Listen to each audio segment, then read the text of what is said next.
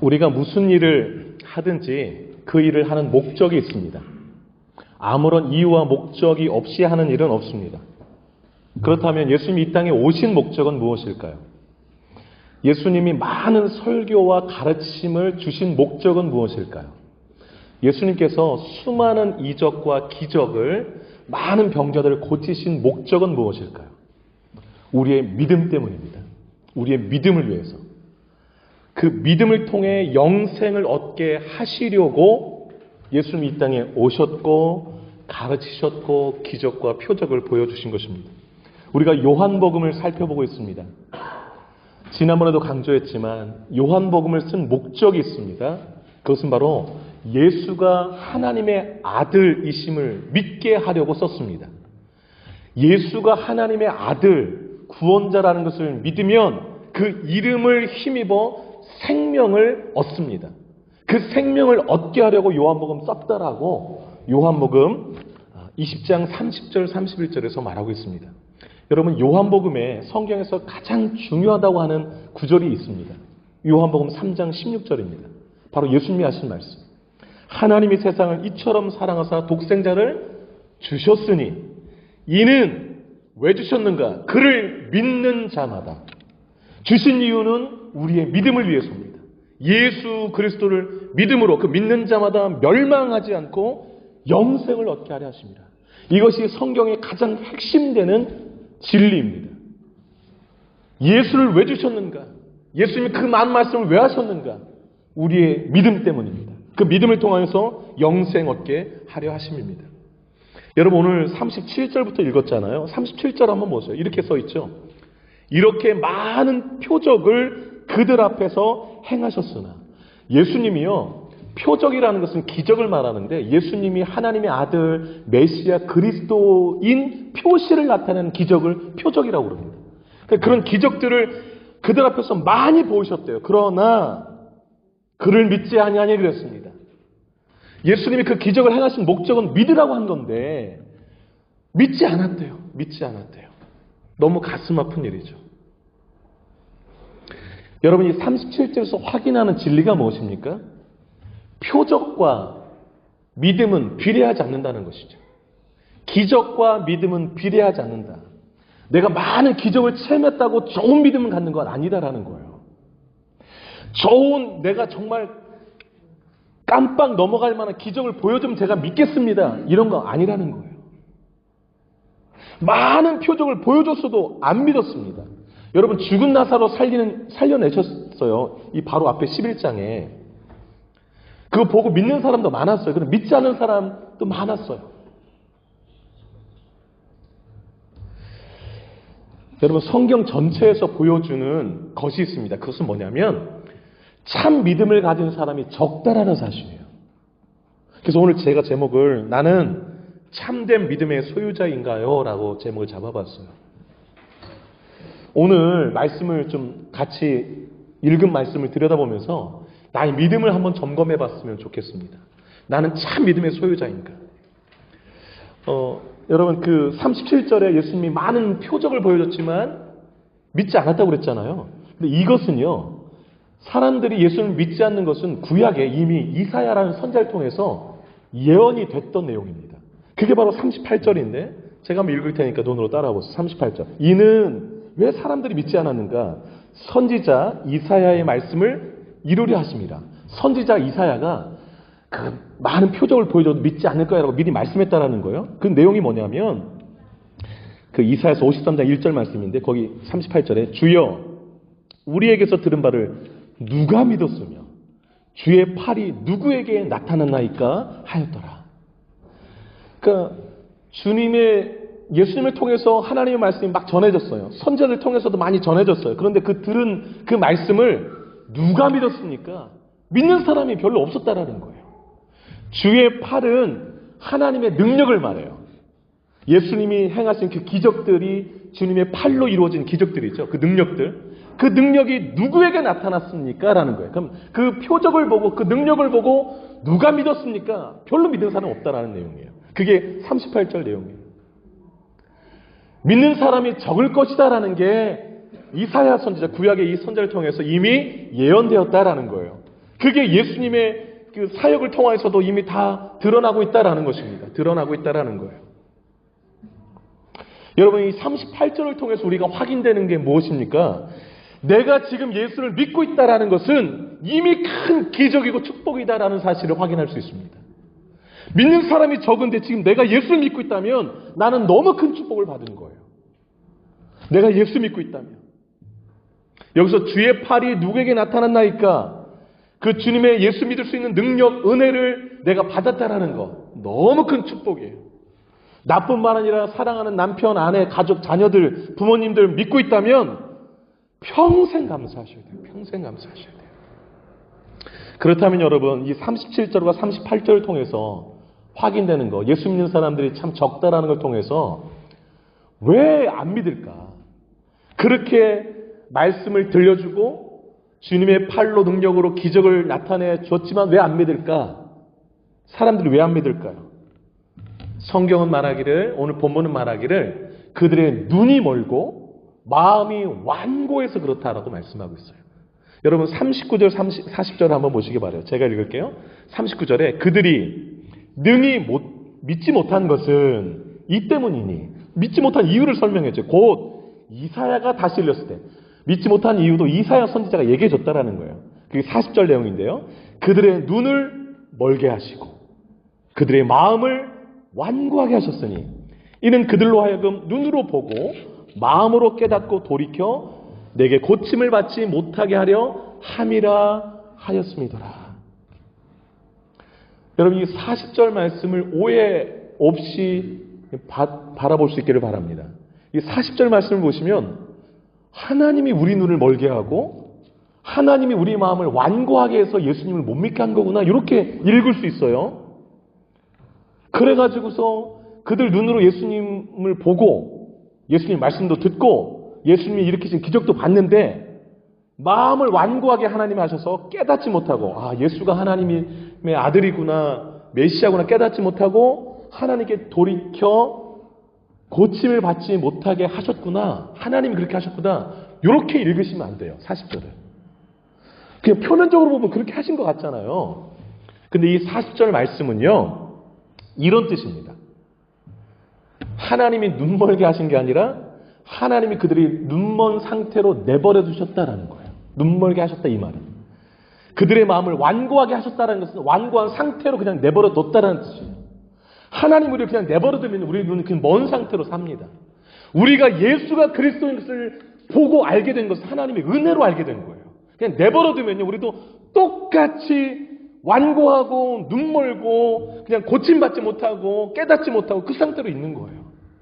이 40절은요 하나님 말씀이 선포되는데 하나님이 그냥 그대로 완고한 죄인 상태로 두셨다라는 거예요. 죄신 상태.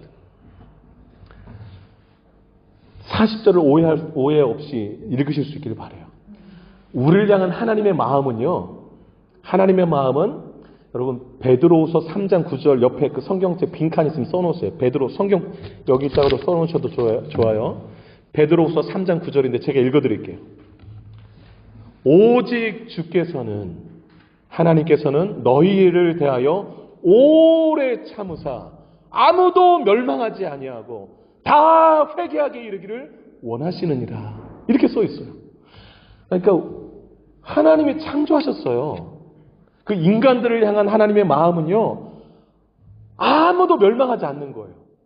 다 회개하고 돌이켜 고침받고 구원받는 거예요. 그리고 그렇게 되기를 오래 참으신다고 그래요.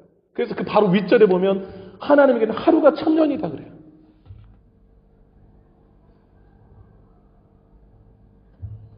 그럼 구약은 또 어떤가? 신약의 하나님은 그렇다면 구약의 하나님도 똑같은가? 여러분 요 구절도 하나 써놓으세요. 요엘 2장 12절에서 14절.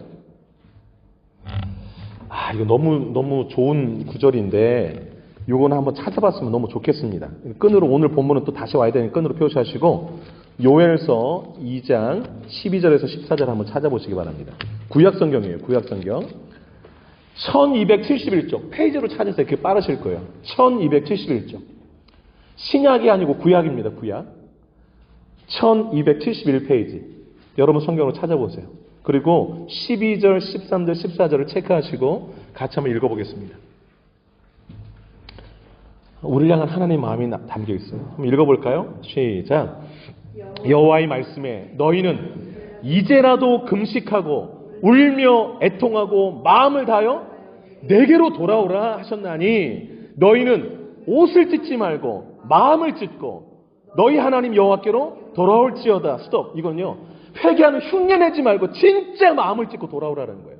그 다음 계속 읽을게요. 그는 시작. 그는 은혜로우시며 자비로우시며 노하기를 더디하시며 인애가 크시사 뜻을 돌이켜 재앙을 내리지 아니하시나니 주께서 혹시 마음과 뜻을 돌이키시고 그 뒤에 복을 내리사 너희 하나님 여호와께 소제와 전제를 드리게 하지 아니하실지 누가 알겠느냐. 아멘. 이 12, 13, 14절에서 강조하는 게 무엇입니까? 하나님은 지금도 우리가 이제라도 금식하고 울며 애통하며 마음 다해 주님 앞에 돌아오기를 기다리고 계신다라는 거예요. 그러면 하나님이 그 심판하실 그 뜻을, 재앙 내리실 그 뜻을, 13절에 끝에 재앙이 있죠. 동그라미 하시고 14절에 복에 동그라미 했어요. 그러면 뜻을 돌이켜 재앙 내리지 않고 14절 복 내리시겠다라는 거예요.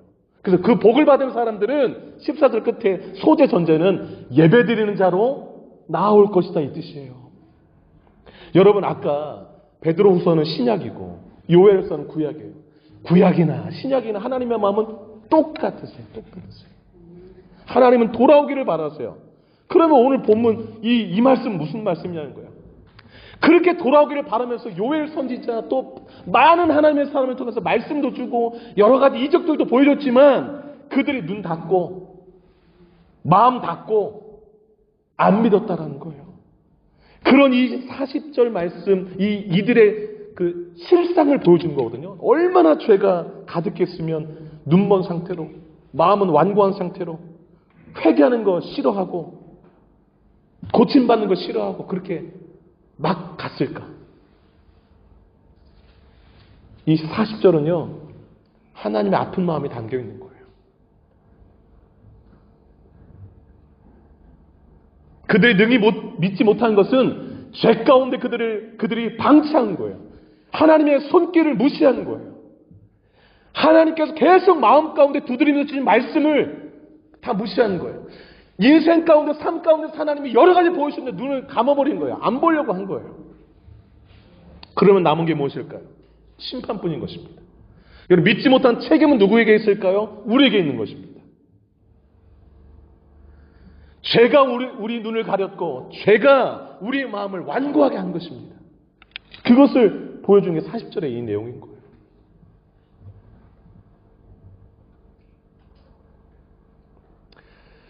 오늘 본문 가운데서요, 그 37절부터 40절까지 이 첫 대지에서 우리에게 도전하는 게 있습니다.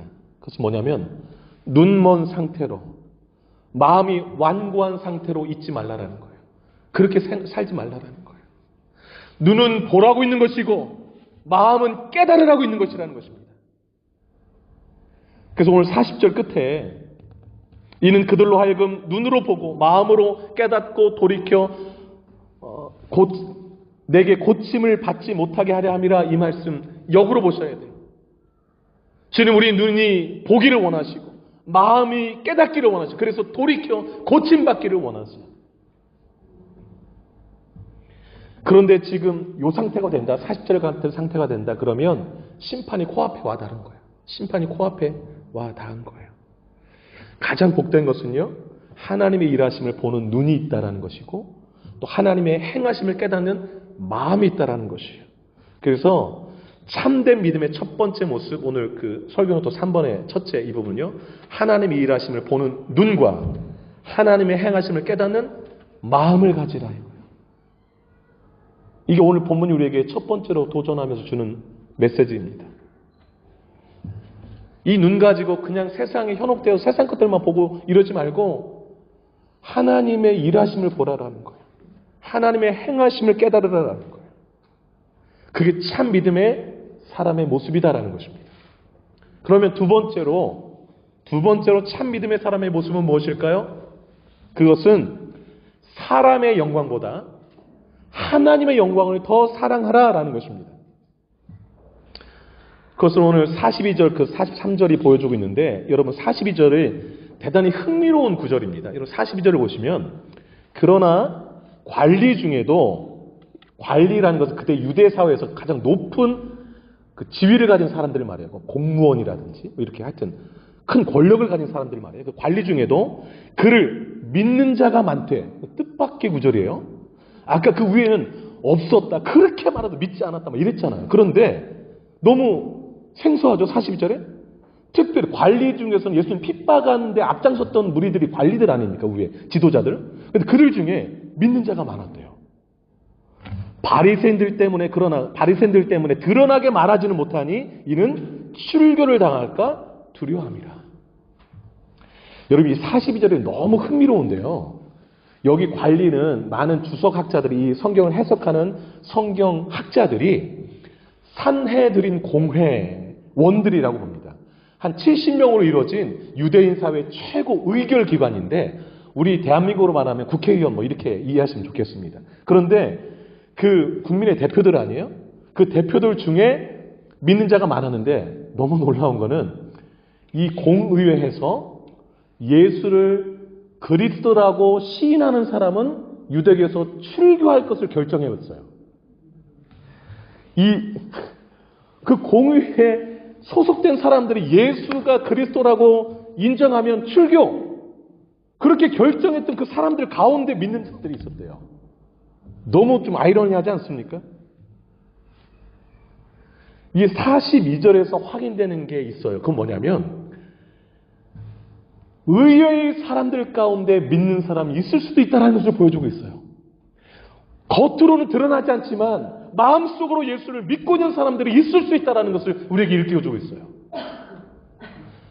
아, 저 사람들은, 저 무리들은 예수 못 믿을 거야, 믿는 사람 아무도 없을 거야 하는 그 무리들 가운데 예수 믿는 사람이 숨어 있을 수 있다는 것을 보여주고 있어요. 이들이 공개적으로 예수 믿는 것을 말하지 못한 이유는 42절 끝에 출교당할까봐, 유대인에서 쫓겨날까봐, 유대교에서 쫓겨날까봐 두려워서 그랬어요. 출교당하면요, 유대인과 접촉할 수 없어요. 유대사에서 완전히 떠나가는 거예요. 모든 것을 다 잃어요. 직장도 잃고. 여기 관원이라면 그 관원의 지위도 다 내놔야 돼요. 권리 다 내놓고. 그러니까 완전히 자기의 인생을 다 포기해야 하는 일이에요. 그러니까 너무 두렵죠, 여러분.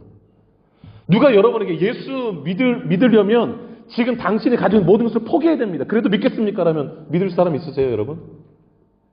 직장 다 포기하라고 그러고 여러분 사는 사회에서 다 쫓겨나야 된다고 그러면 믿으시겠어요? 여러분, 이 42절 정말 쉬운 일이 아니에요. 그런데 여러분, 하여튼 겉으로 공개적으로 예수 믿는 사람입니다라고 시는 안 했지만 속으로 믿고 있는 이 사람들에 대해서 요한복음을 쓴 요한은 그 다음 절 43절에 그들을 이렇게 평가했어요. 뭐라고 평가했는가 보세요. 그들은 속으로만 믿고 있고 겉으로 드러내지 않는 사람들은 사람의 영광을 하나님의 영광보다 더 사랑하는 사람들이다, 이렇게 평가했어요. 그런데 이 평가는 맞아요. 사람의 영광, 사람의 칭찬까지 다 포함하는 건데, 내가 가진 이 모든 것을 포기할 수 없으니까 드러내지 않는 거거든요. 그런데 여러분, 내가 공개적으로 예수를 믿습니다라고 해서 이 모든 걸 포기할 정도가 되면 그만큼 예수가 내가 이걸 포기할 만큼 귀하다는 것을 드러내기에 하나님의 영광을 돌리는 거예요. 되는 것입니다. 그런데 그 관리들 가운데는 그런 용기 있는 사람은 없었어요. 용기 있는 사람들은. 사도 요한이요, 오늘 요한복음을 기록하면서 이 42절, 43절 이 구절에서 도전하는 게 있습니다. 그것은 뭐냐면, 사라질 사람의 영광, 빼앗길 그 영광보다 하나님의 영광을 더 사랑하는 참 믿음의 사람이 되라고 도전하고 있어요. 그리고 42절을 통해서는 사람들 앞에 나 예수 믿는 사람입니다라고 용기 있게 드러내는 그 믿음을 소유했으면 좋겠다라고 도전하고 있습니다. 그런데 여러분, 이 42절, 43절에서 우리가 놓치지 말아야 될 게 있습니다. 그것은 뭐냐면 속으로만 믿고 있고 겉으로 드러내지 않는 이 사람들을 정죄해서는 안 된다는 사실이에요. 왜 그런 거 하니? 이 관리들 중에 우리가 주목해야 될 두 사람이 있어요. 아리마대 사람 요셉이라는 사람과 밤중에 예수님을 찾아온 니고데모라는 사람이 관리였어요. 여기 지금 40절에 말하는. 근데 이 관리에 해당 이 두 사람이 예수님이 십자가에 돌아가셨을 때에 제자들은 다 도망갔는데 유일하게 이 두 사람이 예수님의 장례를 치러줬어요. 두려워서 예수 믿는다는 것도 말하지 못했던 이 두 사람이 예수님이 죽자 드러낸 거예요. 그리고 용감하게 빌라도에 가서 예수 시체를 주시오. 내가 장례 치르겠소. 12제자가 아니었어요. 예수님 장례 치른 사람은 이 두려웠던 이 사람들, 속으로 믿었던 이 사람들이 결정적인 순간에 자신의 믿음을 드러낸 거예요. 얼마나 멋있는지 몰라요. 그래서 이 42절, 43절에 정말 참 믿음의 사람들에 대해서 우리가 생각하실 것이 많아요. 겉으로 막 나 예수 믿는 사람이다 드러내면서 삶은 전혀 형편없이 사는 사람보다 좀 두려워서 드러내는 건 두려웠지만 그 마음속으로 진실되게 믿고 있으면서 내가 언젠가는 이걸 드러내야지 하고 결정적인 순간에 드러낸 사람도 있다고요. 그걸 드러내면서 43절 하나님의 영광을 가장 극적으로 표출하는 사람이 있을 수 있어요. 그래서 지금 별로 믿음이 드러나지 않는 사람들 정죄해서는 안 돼요. 또 내가 좀 그렇게 드러내지 못할 정도로 나약하다고 해서 너무 낙심할 필요도 없어요. 우리에게 필요한 것은 하나님, 제가 사람의 영광보다 하나님의 영광을 더 사랑하는 사람이 되게 해주세요. 기도하는 거예요. 그리고 하나님, 제가 용기 있게 예수 믿는 것을 드러낼 수 있고 또 드러내면서 거기에 걸맞는 삶을 살아가는 그런 사람이 되게 해주세요. 기도하는 게 중요해요. 너무 이렇게 자기 믿음을 막 자랑하고 다른 자보다 내가 믿음이 있다라고 하는 거, 그렇게 해서 드러나는 여러 가지 믿음의 행위들은 하나님이 받으실 만한 모습이 아닌 것이죠. 겸손할 필요가 있습니다. 그래서 여러분 이 두 번째 섹션, 이 42절, 43절에서 우리가 생각할 게 참 많이 있어요. 참 믿음이 무엇인가 생각해 볼 필요가 있어요.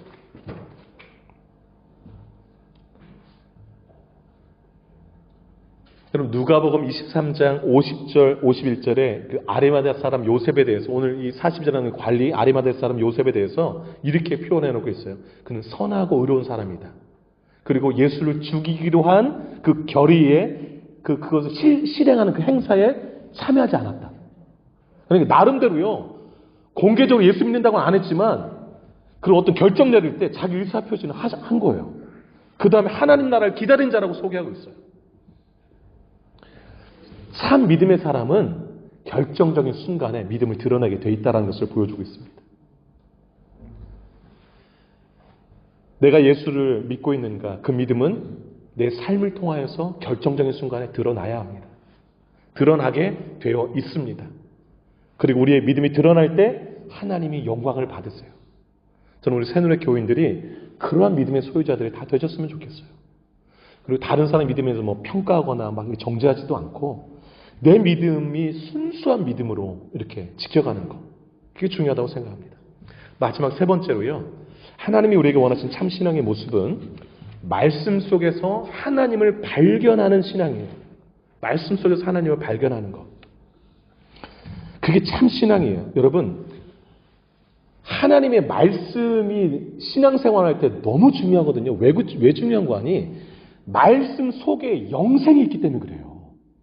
이 말씀 속에 또 심판이 있어요. 그래서 성경을 통해서 영생을 발견하고 성경을 통해서 영생 얻지 않으면 심판을 받는구나, 이거를 깨달아야 되는데 그냥 성경 읽으면서 좀 내 마음을 조금 위로하는 말씀이 없나, 또 뭐 이렇게 복 준다는 말씀은 없나, 뭐 이런 것들만 기복적인 신앙으로만 접근하는 것은 옳지 않아요. 그래서 오늘 본문에서 오늘 본문 이 하반절 44절에서 50절에 그것을 우리에게 말해주고 있는데, 여러분 50절 한번 주목해 보세요. 마지막 구절 50절 한번 보세요. 예수님이 하신 말씀이에요. 이렇게 말씀하죠. 나는 그의 명령은 하나님의 명령을 말해요. 하나님의 명령이 영생인 줄 아노. 영생의 동그라미 하세요. 예수님이 하신 말씀이에요. 예수님은요, 하나님의 명령을 그냥 전하는 것 뿐이거든요. 그 바로 위에 절 한번 보시겠어요? 49절에. 내가 내 자의로, 내 마음대로 말한 것이 아니요. 나를 보내신 아버지께서, 하나님께서 내가 말할 것과 이룰 것을 친히 명령해 줬다. 그래서 예수님의 말씀은 다 하나님이 주신 거 전했다라는 거예요. 그 전한 말씀이 50절, 영생이라는 거예요. 예수님이 전한 말씀을 잘 귀담아 들으면 거기에 영생의 비밀이 있다는 것을 깨달을 수 있다는 거예요. 그래서 여러분, 성경을 통해서 영생 없는 진리를 깨닫는 게 너무너무 중요해요. 그게 진짜 믿음이에요. 뭐 세상적으로 부유하게 교회 다니는데 부유해지고 출세하고 그런 사람이 믿음 좋은 사람이다 이렇게 대입시키면 안 돼요. 출세하는 사람 중에 믿음 좋은 사람도 있을 수 있어요. 또 형편없이 사는, 그 객관적으로 볼 때 그런 사람 중에 믿음이 전혀 형편없는 사람도 있을 수 있어요. 그렇게 보면 안 되고, 그가 영생을 소유했는가, 말씀을 통해서 영생을 발견했는가, 이거 중요한 거예요. 그 다음에 여러분, 하나님의 말씀 속엔 심판이 있어요. 심판. 그걸 좀 확인할게요. 48절 보세요. 그 바로의 48절은 같이 한 목소리 한번 읽어보도록 하겠습니다. 48절 시작. 나를 저버리고 내 말을 받지 아니하는 자를 심판할 이가 있으니 곧 내가 한 그 말이 마지막 날에 그를 무엇이 심판한대요? 예수님의 말씀, 예수님이 전한 그 말씀이 심판한대요. 말씀이 얼마나 중요한지 몰라요, 여러분. 우리가 들었던 그 말, 무시했던 그 말, 아예 안 보려고 했던 그 말, 마음이 완고해서 돌이키지 않았던 그 말이 나중에 심판할 거라는 거예요. 진짜 믿음이 뭐냐? 말씀 속에서 하나님을 발견하고, 말씀 속에서 예수를 발견하고, 영생 발견하고, 심판을 발견하는 그 믿음이 진짜 믿음이에요. 그래서 여러분들이 전도하실 때요, 성경, 교회 나오면 다 잘 돼. 교회, 거기 다 포함돼. 좋게 표현되지만. 제대로 복음을 전하실 수 있으면 좋겠어요. 예수 믿으면 영생 얻습니다. 좀 색다르잖아요. 좀 잘 안 들어본 말 같잖아요. 그러나 그건 성경이 말하는 거예요. 성경이 말하는 말씀의 핵심을 잡고 그들에게 나눌 수 있었으면 좋겠어요. 그래서 그들을 참 믿음을 이끌 수 있었으면 좋겠어요. 여러분, 하나님의 말씀의 다 내용이 뭐예요? 예수 그리스도를 통한 영생 얻는 거예요. 여러분, 성경이 딱 반으로 나눠졌잖아요. 이 앞에는 구약이고 뒤에는 신약. 근데 신약이 시작되는 예수님 오심부터 시작되잖아요. 신약 성경 마태, 마가, 누가, 요한 다 예수님 이야기잖아요. 그 다음에 사도행전은 그 구원이 세계로 퍼져나가는 이야기. 그 뒤에 나온 사도행전 다음 고린도전서 뒤에는 다 교회 이야기거든요. 그 복음전을 세우던 교회들에게 이렇게 잘해서 교회를 잘 세워가는 이 다 편지들이에요. 맨 마지막 요한계시록은 마지막 예수님 오실 때 것에 대한 예언의 책. 이 성경의 중심이 예수예요. 예수를 통해서 영생 얻고 구원 얻어라. 그리하는, 만약에 그것을 거부하면 오늘 말씀 있잖아요. 오늘 그 48절에 나를 저버리고 예수 저버리고 예수의 말을 받지 아니하면 심판. 그게 다예요. 그게 전부예요. 그게 전부예요. 그게 전부. 그것을 붙들고 알고 있는 것이 참 신앙인 거예요. 참 신앙인 거예요. 참 믿음. 여러분, 44절, 45절에 예수님은요, 자기를 믿는 게 하나님 아버지를 믿는 거라고 얘기하고, 나를 봤으면 하나님 본 거다. 이렇게 얘기를 해요. 하나님과 예수님을 동일시해요. 이 말은 예수 보고 하나님 안 믿으면 내가 하나님 믿는다고 하는 게 다 가짜라는 거예요. 예수를 보고 믿을 때 진짜 하나님을 보고 믿는 자라는 거예요. 그래서 우리가 예수 믿어야만 하나님 아버지께 갈 수 있는 거예요. 천국도 갈 수 있고. 그런데 예수님 당시에 그 사람들은 예수가 하나님의 아들이신 것을 많은 표적을 보고 보여줬는데 안 믿은 거예요. 그 주옥 같은 말씀을 줬는데도 귀닫고 안 듣고 돌이키지 않은 거예요. 그래 하나님이 너무 마음 아팠던 거죠. 예수님이 마음 아팠던 거예요.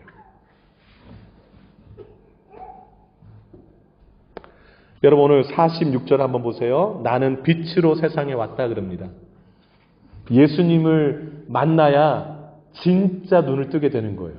이제 그 눈먼 상태에서 하나님을 알게 되고 천국을 보게 되고 내가 죄인인 것도 알게 되고 이 세상 것이 다 유한하다는 것도 보이게 되고 천국이 영원하다는 걸 보게 되고 예수가 하나님의 아들인 거 다 보게 되는 거예요. 47절은요. 지금이 구원의 때를 말하고 있어요. 나는 심판하러 온 게 아니라 구원하러 왔다라는 거예요. 그러나 그 구원의 때를 놓치면 48절로 넘어가는 거예요. 심판으로. 이 47절 오해하지 마시기 바랍니다. 사람이 내 말을 듣고 지키지 아니할지라도 내가 그를 심판하지 아니한다. 이 말은 진짜 심판하지 않는다는 게 아니라 그 기간에만 안 한다는 거예요. 그 48절 보면 저버리고 받지 않으면 심판받는다고 말씀하잖아요. 지금 기회 있을 때 구원을 받으라는 것이죠. 말씀을 통해서. 참 믿음은요, 말씀을 붙드는 믿음이고요. 참 믿음은요, 말씀 속에서 하나님을 발견하는 믿음이고요. 참 믿음은 말씀 속에서 예수가 빛이심을, 하나님의 아들이심을, 영생 주시는 이심을 믿는 것입니다. 참 믿음은 말씀을 통해서 예수를 수용하는 것입니다. 말씀을 맺도록 하겠습니다. 나는 어떤 믿음을 소유하고 있는가? 이번 한 주간 깊이 묵상하세요. 그리고 3가지 말씀드렸죠? 보는 눈, 깨닫는 마음. 사람의 영광보다 하나님의 영광을 더 사랑하는 마음. 말씀 속에서 하나님을 발견하는, 예수를 발견하고 영생을 발견하는, 그 진리를 발견하는 그 마음. 그 마음을 가지고 참 믿음을 소유하셔서 예수를 드러내는 삶을 일평생 사시기를 주의 이름으로 축복합니다. 기도하겠습니다. 반주해 주시고요. 나의 믿음을 한번 돌아볼 수 있기를 바랍니다. 나는 영안이 열린 사람인가? 마음이 부드러운 사람인가? 아니면 눈멀고 완고한가?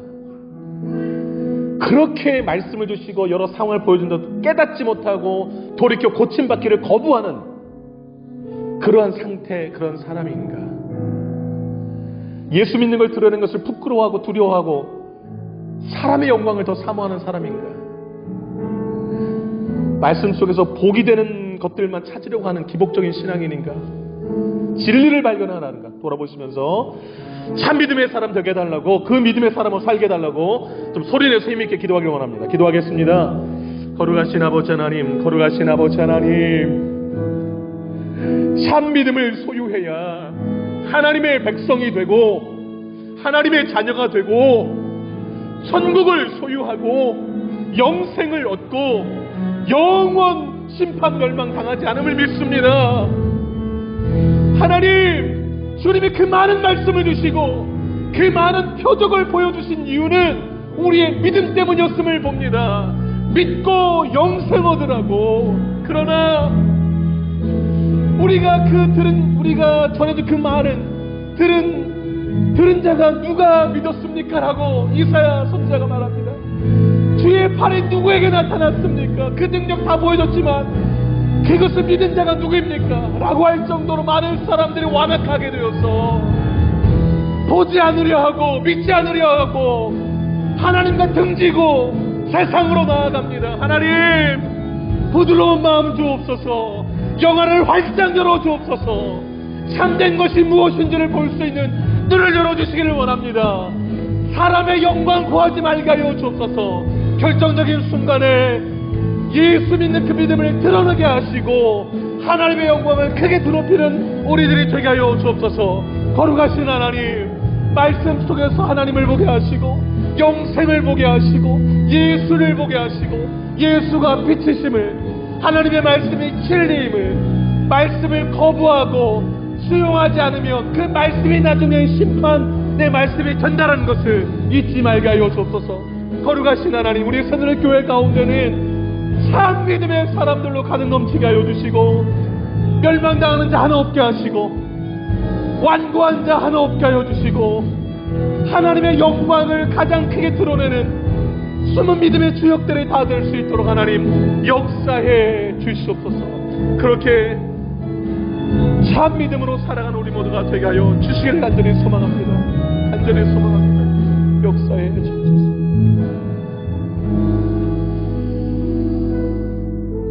하나님 아버지,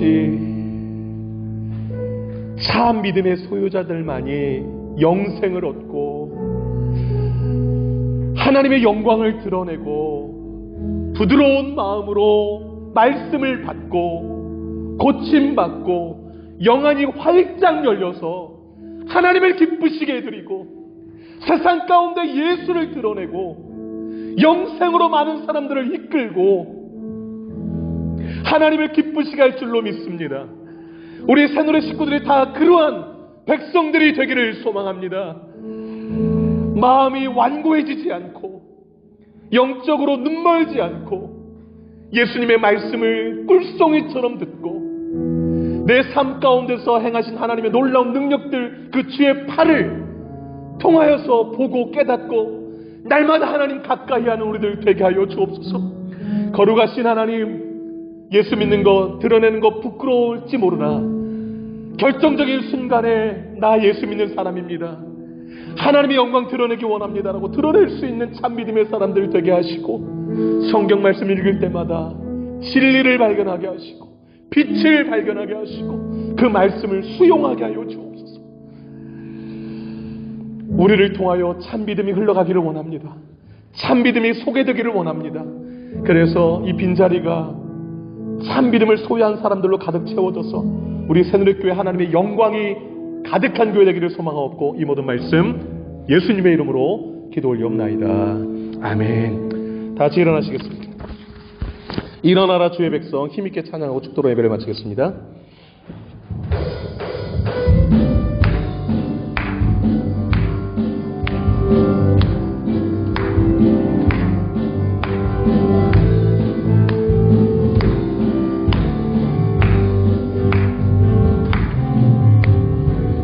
일어나라 주의 백성, 빛을 발하라.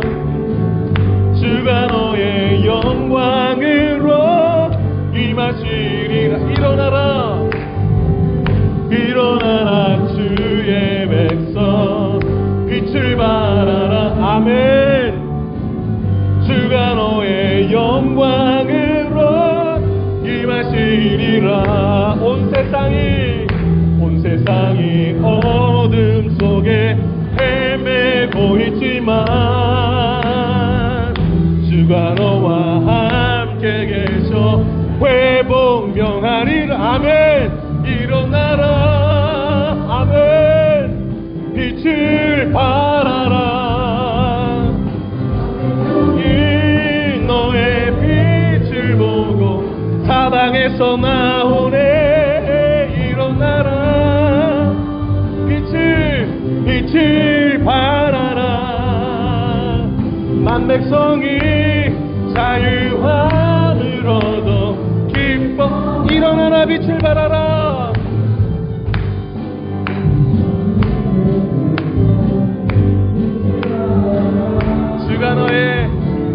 주가 너의 영광으로 임하신. 일어나라.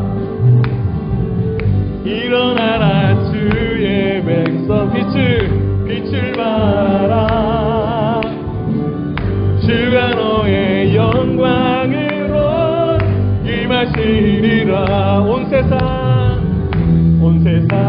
어둠 속을 헤매고 있지만 주가 너와 함께 계셔 회복 명하리라. 왜 일어나라.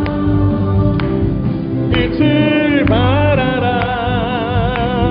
만백성이 너의 빛을 보고 사랑에서 나오네. 아멘. 빛을 발하라.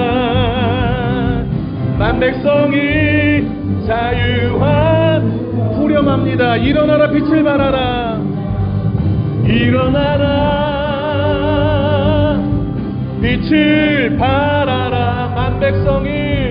만백성이 너의 빛. 아멘. 일어나라. 빛을 발하라. 만백성이 자유함을 얻어 기뻐하리로다. 아멘. 기도하겠습니다.